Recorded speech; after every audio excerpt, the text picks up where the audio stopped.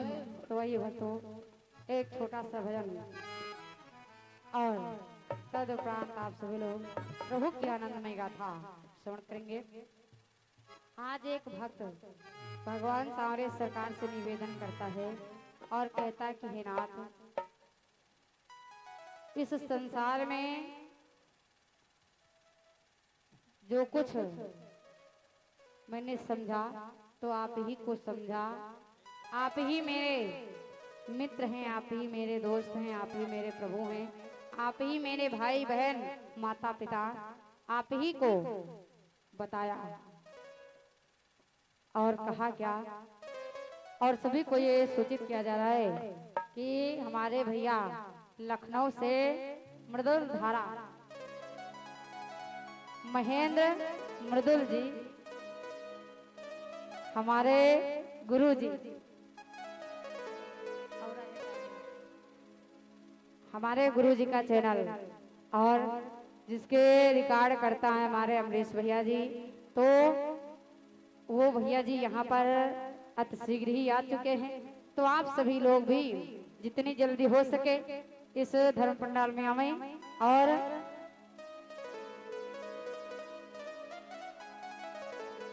इस पंडाल की शोभा को बढ़ावें।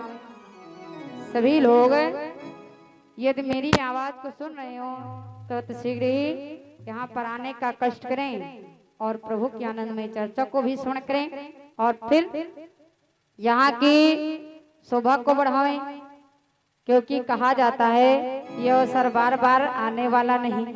आज हमारे भैया जी यहाँ पर मौजूद हैं, कल ये चले जाएंगे, इसलिए आप सभी लोग वीडियो बनवाने से वंचित न रहें, जितनी जल्दी हो सके यहाँ पर आने का कष्ट करें। तो आइए भक्तों एक छोटा सा भजन, तदुपरांत आप सभी लोग प्रभु के आनंदमय चर्चा श्रवण करेंगे। एक भक्त भगवान से निवेदन करता है और कहता है क्या कि बिहारी मोरी लागी लगन मत छोड़ना, बिहारी मोरी लागी लगन मत तोड़ना, हरि जी मोरी लागी।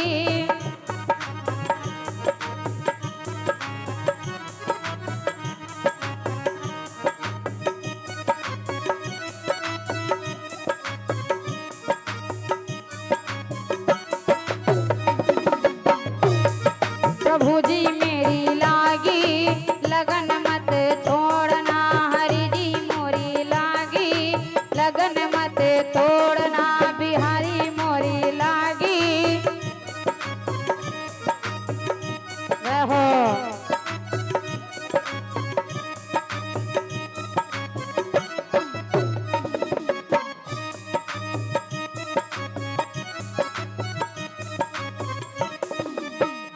और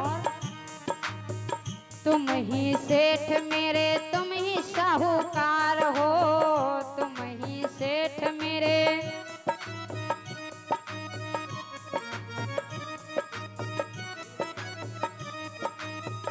तुम ही सेठ मेरे, तुम ही साहूकार हो, तुम ही सेठ मेरे।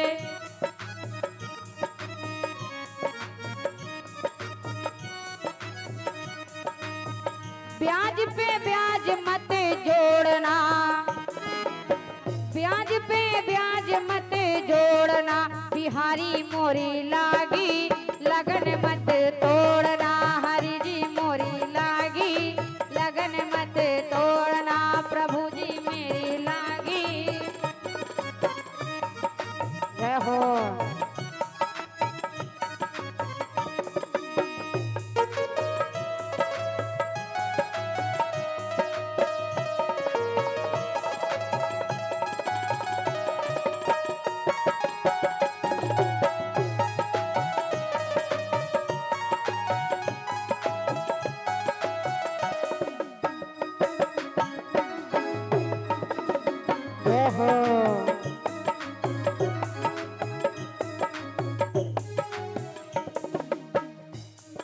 प्रभु जी मेरी लागी लगन मत तोड़ना, बिहारी मोरी लागी लगन मत तोड़ना, हरि जी मोरी लागी।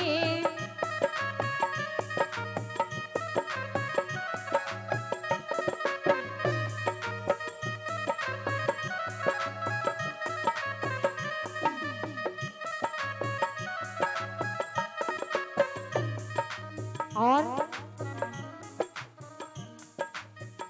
गहरी नदिया नाव पुरानी, गहरी नदिया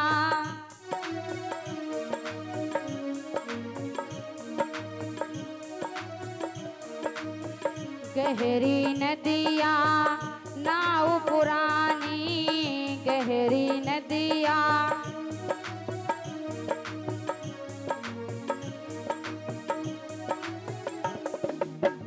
वीर भंवर मत छोड़ना, बीच भंवर मत छोड़ना, बिहारी मोरी लागी लगन मत छोड़ना, हरी मोरी लागी।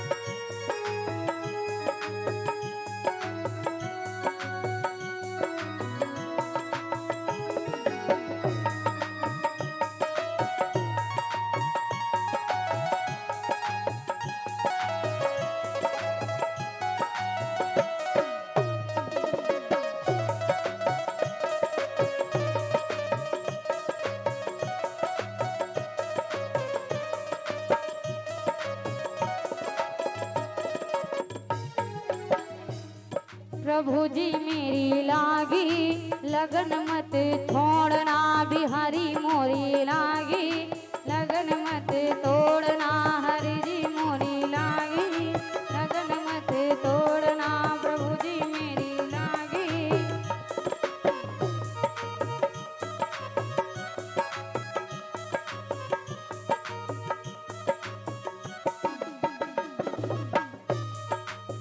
प्रेम से बोले सच्चिदानंद भगवान की, गायत्री मैया की, सारे सरकार की। तो हमसे चित्रकूट की पावन महिमा को स्मरण करने के लिए चले हैं। तो इधर भाव दर्शाया क्या कि जहाँ कामदानाथ हैं कामद गिर कहलाए, और जो कामद गिर जात है सो कामद गिर जाए।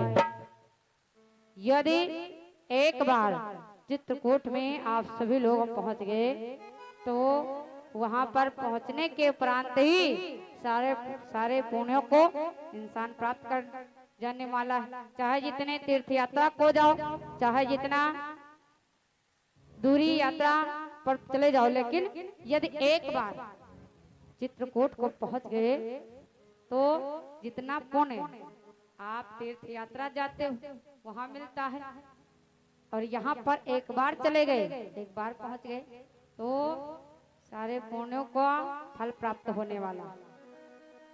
और फिर जहाँ स्वयं आनंद कंद सारी कामनाओं को पूर्ण करने वाले राघवेंद्र सरकार साक्षात रूप में बैठे हो तो वहाँ की बात ही कुछ दूसरी है। तो इधर एक बात, और उस समय इधर इस पृथ्वी लोक पर बड़ा ही हलचल हो रहा था कि प्रभु चित्रकूट में विराजमान है, प्रभु चित्रकूट में विराजमान है। और इधर पार ब्रह्म परमेश्वर के परम भक्त गोस्वामी तुलसी बाबा ने विचार किया कि चलो हम भी चित्रकूट को चलें और वहां पर भगवान के दर्शनों को पाएंगे और आनंद भाव के साथ में उनकी सेवा सत्कार करेंगे। इस प्रकार से भाव को धारण किया और इधर चल पड़े और पहुंचे कहाँ कि एक बार का किस्सा दरिया किनारे, संतों के वहाँ जमघट बाबा तुलसी पधारे।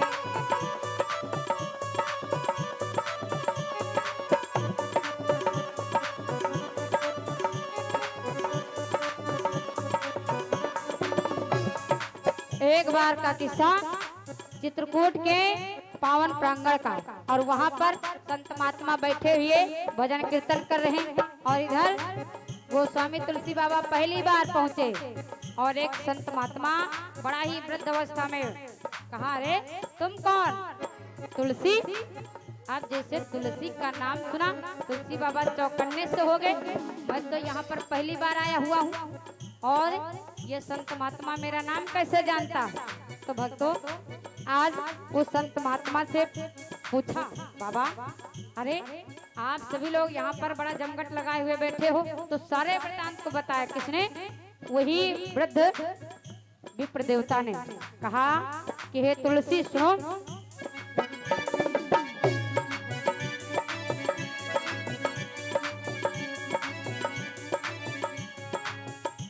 संतों ने कहा बाबा आज राम आएंगे।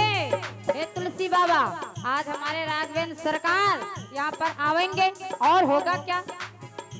संतों ने कहा बाबा आज राम आएंगे, चंदन को घिस के हम उनके माथे लगाएंगे, चंदन को घिस के हम उनके माथे लगाएंगे।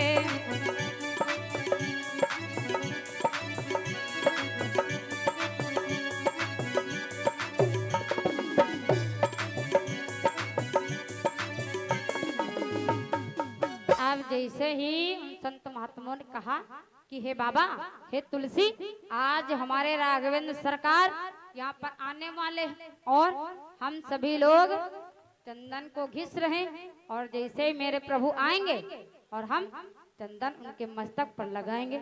आप तुलसी बाबा ने विचार किया, हाय दादा कहूँ हम पिछड़ न जाए, तो हाली से सिलबट्टा उठाया, एक पत्थर उठाया और एक बरगद की छांव में जाकर के बैठ गए और चंदन को घिसते हैं और चंदन को घिस रहे हैं। और राघवेंद्र सरकार इतनी जल्दी कभी किसी को दर्शन देने वाले नहीं। और तुलसी बाबा चंदन घिस रहे हैं, हमारे प्रभु आएंगे हम उनको तिलक लगाएंगे, हमारे प्रभु आएंगे हम भी तिलक लगाएंगे, सभी संत महात्मा लगाएंगे तो हम भी तिलक लगाएंगे। इस प्रकार से आज बाणी निकल रही, और लेकिन भगवान की लीला अनुसार कार्य कौन सा हुआ कि चंदन को घिसते घिसते उन्हें नींद आ गई। किसको? तुलसी बाबा को।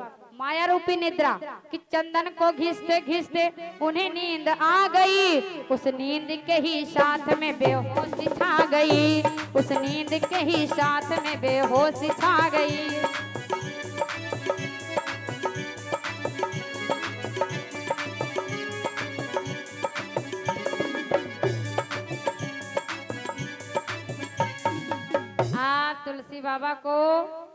तुलसी बाबा के साथ हादसा कौन सा हो गया?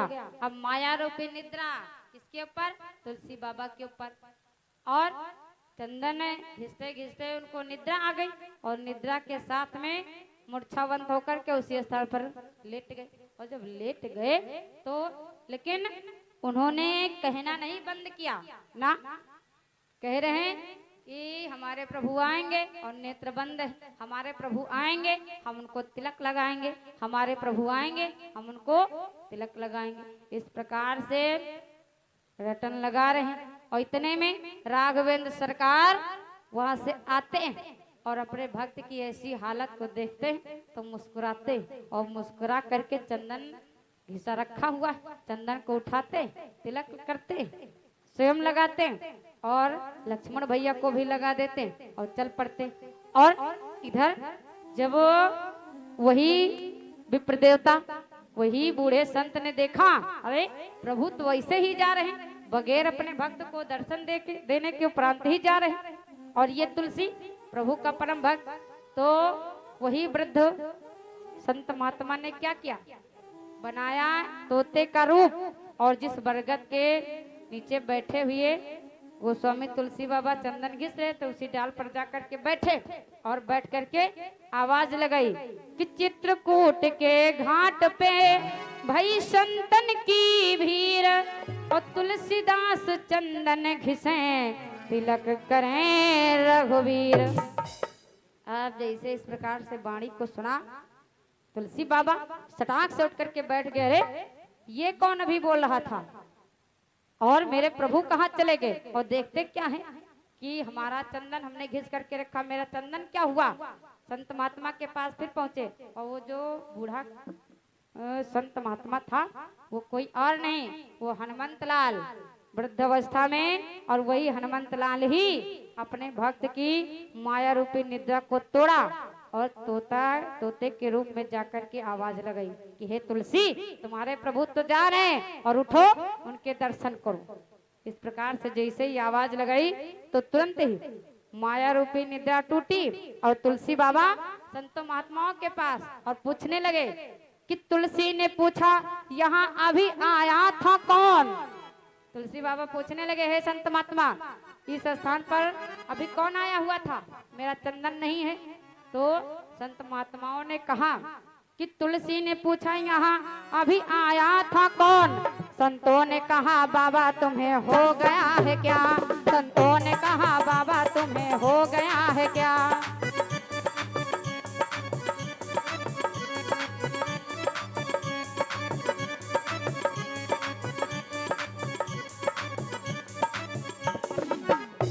संतों ने कहा बाबा तुम्हें हो गया है क्या।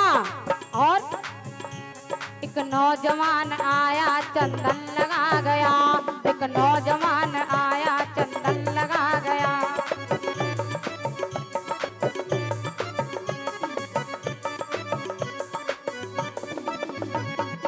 अरे बाबा, इस प्रकार से तुम परेशान क्यों हो रहे हो। दो पुरुष आए हुए युवक और बड़े ही सुंदर, बड़े ही आकर्षक, जो सभी के मन को मोह लेने वाले, वो देखो झाड़ी के पास पहुंचे हुए। जाओ, उन्होंने ही तुम्हारे चंदन को लगाया है।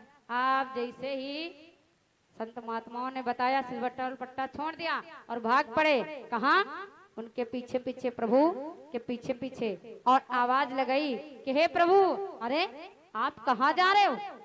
अपने भक्त को दर्शन से वंचित करके आप जा रहे हो।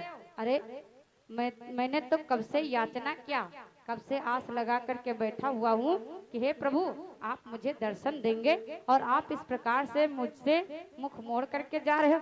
और जैसे प्रभु पीछे को मुड़े तो आज तुलसी बाबा ने छक करके भगवान के रूप सौंदर्य को देख रहे हैं, निहार रहे हैं। और भक्तों, भाव क्या बतलाया जाता है, जब कोई प्रेमी, कोई सेवक अपने स्वामी, अपने नाथ से मिलता है तो वहां का भाव है क्या कि जहां दो दिलों की मुलाकात होगी। आज वो स्वामी तुलसी बाबा अपने प्रभु को देख रहे हैं और ये मोह रूपी, प्रेम रूपी अश्रु आंखों से बह रहे हैं, लेकिन वाणी से कुछ निकल नहीं रहा है, कुछ बोल नहीं रहे कि जहां दो दिलों की मुलाकात होगी, जुबा चुप रहेगी मगर बात होगी।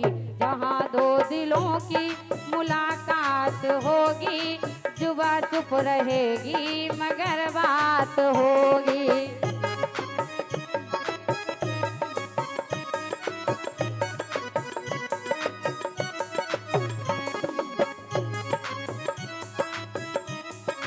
जय हो।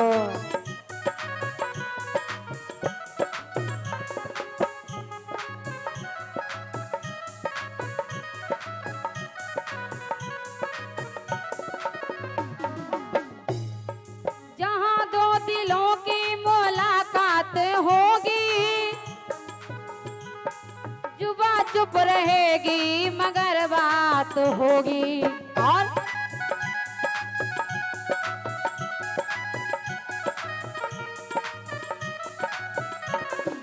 अरे जाने वाले जरा मुड़ के देखो, अरे जाने वाले जरा मुड़ के देखो, खुदा जाने फिर कब मुलाकात होगी। अरे जाने वाले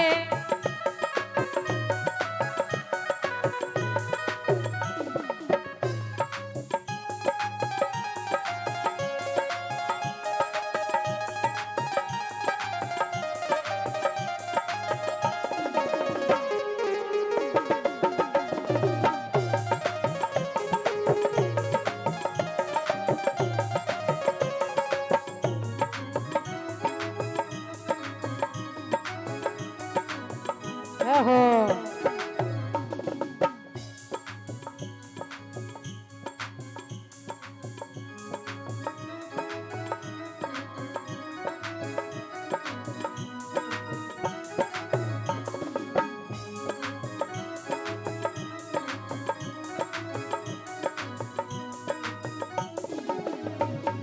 और आगे क्या भाव दर्शाया, ना रोके रुकेंगे के आंसू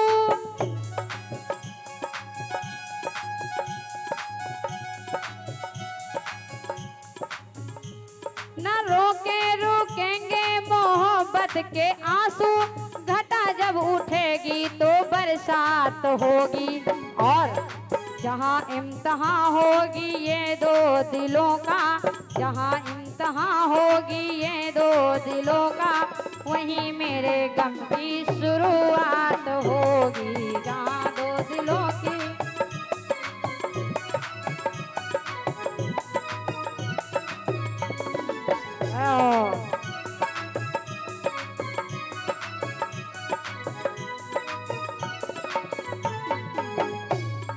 प्रेम से बोले सच्चिदानंद भगवान की, गायत्री मैया की। आज इस प्रकार से गोस्वामी तुलसी बाबा अपने राघवेंद्र सरकार के प्रेम में आंसू बहा रहे हैं और उनके रूप सौंदर्य को देख रहे हैं। इधर धीरे धीरे आनंद कंद भगवान सांवरे सरकार ने अपनी भक्त को हृदय से लगा लिया और ज्ञान को बतलाते हुए प्रभु आगे बढ़े। और वहाँ के जो भी कोल भील थे, जो भी वहाँ के रहने वाले प्राणी थे, उन्होंने उनसे आज तुलसी बाबा ने पूछा, हमने तो सुना था तुम चोरी करते हो और चोरी करके अपने उधर का पालन करते हो, पेट को भरते हो। तो वहाँ के जो कोल भील थे उन्होंने कहा, महाराज मैंने चोरी करना नहीं बंद किया, मैं तो चोरी वैसे ही कर रहा हूँ, लेकिन हमने सुना है कि सारी चोरियों को करने के उपरांत यदि राम नाम रूपी चोरी की जाए तो इससे कल्याण हो जाएगा।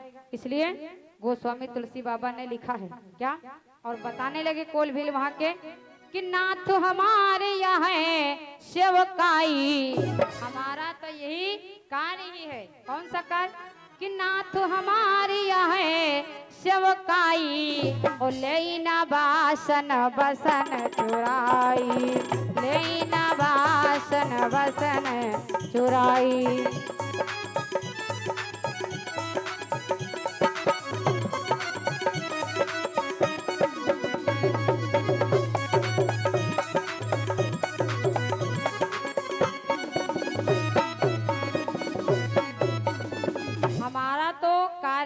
ही यही है। कौन सा? कि नाथ हमारे यहाँ सेवकाई और ले नबासन बसन चुराई। हमने तो चोरी करना नहीं बंद किया, लेकिन चोरी करने में थोड़ा अंतर हो गया। और अंतर कैसा? ये जो पहले धन की लूट मार करते थे, धन चुराते थे, लेकिन अब हमने सुना है कि राम नाम रूपी लूट से आज सारे संसार का कल्याण हो जाने वाला। इसलिए मैंने धन की लूट मार करना बंद कर दिया। अब मैंने राम रूपी नाम को लूटना शुरू कर दिया। और जैसे इस प्रकार को बताया तो वहाँ के जो भी पशु पक्षी, चित्रकूट के जो भी पशु पक्षी खग वृंद रहने वाले, स्वर्गलोक में रहने वाले देवी देवता भी विचार कर रहे हैं कि बात सही है। यदि प्रभु के चरणों में अपने जीवन को यापन करते हुए जो भी प्राणी अपना जीवन समाप्त करता है प्रभु के चरणों में, तो उसका कल्याण हो जाता है। वहाँ के वृक्ष, पेड़ पौधे, हर एक तिनके की विशेषता, हर एक तिनके की सराहना बताया। कौन? तुलसी बाबा ने। और देवता भी तरस रहे, विचार कर रहे क्या कि चित्रकूट के बिहग मृग बेल पटप तृण जाति और धन्य पुण्य पुण्य सम धन्य यस कहाँ देव दिन रात। देवता भी सराहना कर रहे हैं, कहा कि चित्रकूट की पावन घाटी की, वहाँ के रहने वाले इंसानों की, पशु पक्षियों की। और विचार करते हैं कि यदि मनुष्य का शरीर ना मिले कोई बात नहीं, हमको यदि एक पक्षी का ही जन्म मिल जाए, कहाँ? लेकिन चित्रकूट में मिलना चाहिए। चाहे हम पत्थर ही बन जाइए, लेकिन कहाँ पर तैरी? चित्रकूट के पावन प्रयागराज में। विचार करते हैं, संत महात्मा कहते हैं और देवता भी इस बात को दर्शा रहे हैं क्या कि नर दे हैं पाओ तो वैष्णवी के तीरनाथ।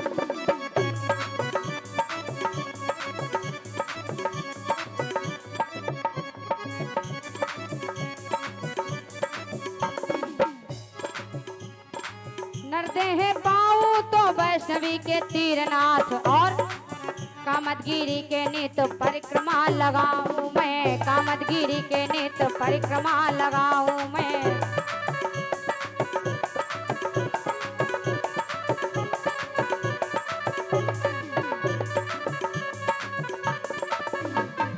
और ठग जो बनूं तो जा बसू मैं प्रमोद बन, पंछी बनूं तो प्रमोद वन में बसेरा हो। ठग जो बनूं तो जा बसू प्रमोद बन, नित रघुनाथ के अनंत गुण गाऊं मैं, नित रघुनाथ के अनंत गुण गाऊं मैं।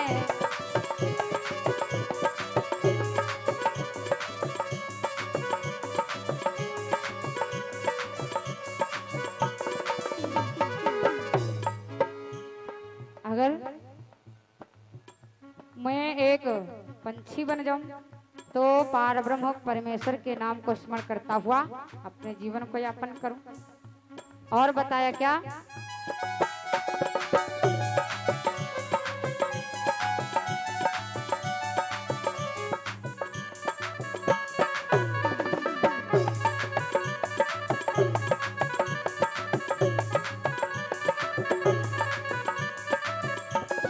और महाराज वृक्ष जो बनो तो मंदाकिनी के तीरनाथ, मंदाकिनी नदी के स्थान पर यदि मैं वृक्ष बनूं तो, वृक्ष जो बनो तो मंदाकिनी के तीरनाथ, मीन जो बनो तो पुण्य जानकी नहाऊं मैं, मीन जो बनो तो पुण्य जानकी नहाऊं मैं।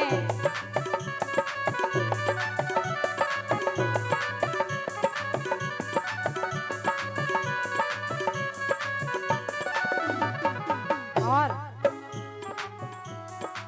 रज जो बनो तो पाओ फटिक शिला को पंथ, रज जो बनो तो पाओ फटिक शिला को पंथ, पाहन को चूम चित्रकूट को कहाऊं मैं, पाहन को चूम चित्रकूट को कहाऊं मैं।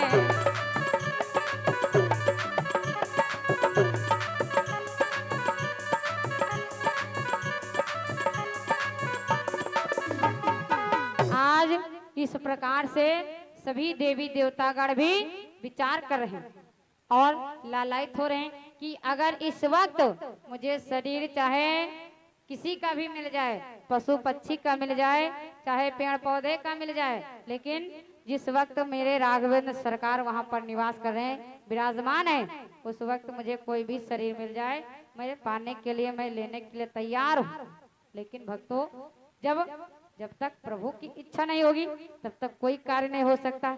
इस प्रकार से सभी देवी देवतागण आज भगवान की जय जयकारी, भगवान की सराहना कर रहे हैं। और उस समय ये बड़ा ही चर्चा, बड़ी ही हलचल थी कि प्रभु पार ब्रह्म परमेश्वर चित्रकूट में विराजमान है। तो जितने भी संत महात्मा देवी देवतागण अपने भेष को बदलते हैं और वहां पर भगवान के दर्शन करने के लिए चल पड़ते हैं।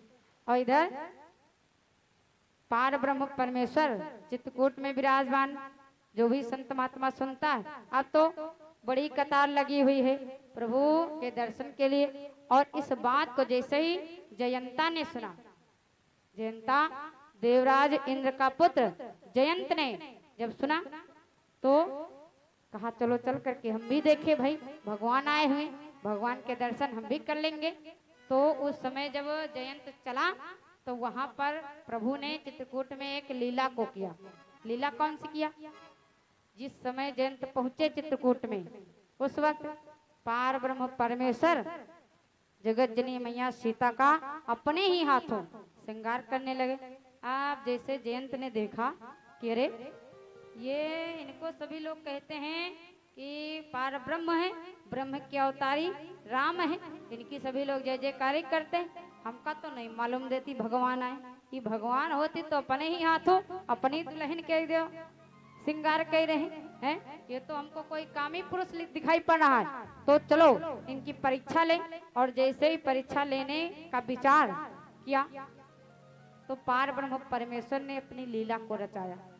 इतने में ही प्रभु जिस सींग से माला गूंथ रहे थे, फूल माला बना करके देवी सीता का श्रृंगार करे थे, वो सीख को वहीं पर रख दिया और कहा कि हे प्रिय, मुझे अब हल्की हल्की निद्रा आ रही, इसलिए मैं अब लेटना चाह रहा हूँ। तो प्रभु ने तुरंत ही सीता मैया की जंघाओं पर अपने शीश को रख दिया, आसन लगा करके लेट गए। और इतने में जयंत ने भेष कैसा बनाया कि एक बार चुने कुसुम सुहाए, एक बार चुने कुसुम सुहाए।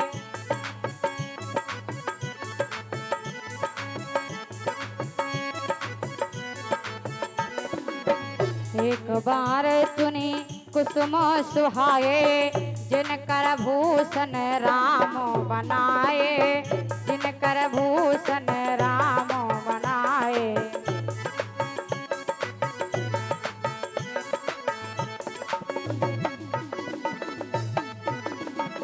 सुरपति सुत धर बायस वेशा, सुरपति सुत धरि बायस वेशा, सठ चाहत रघुपति बल देखा, सठ चाहत रघुपति बल देखा।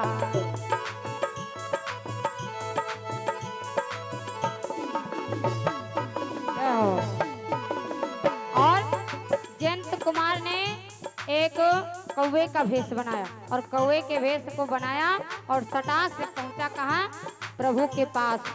और हरकत कौन सी की,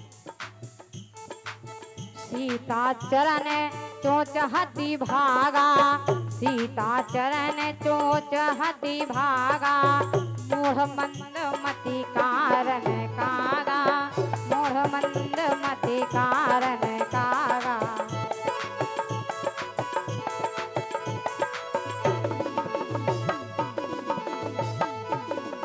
इतने में जयंत कुमार ने एक कौवे का भेष बनाया और सटाक से पहुंचा कहाँ, देवी सीता के पास। और गोस्वामी तुलसी बाबा ने बताया सीता चरण चोंच हति भागा, और इधर चरणों में चोंच का प्रहार किया और भाग गया।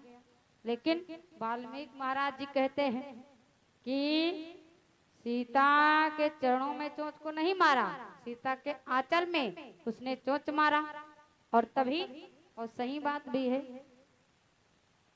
तब भगवान जान सके कि चला रुधिर रघुनायक जाना और सीख धनुष सायक संधाना।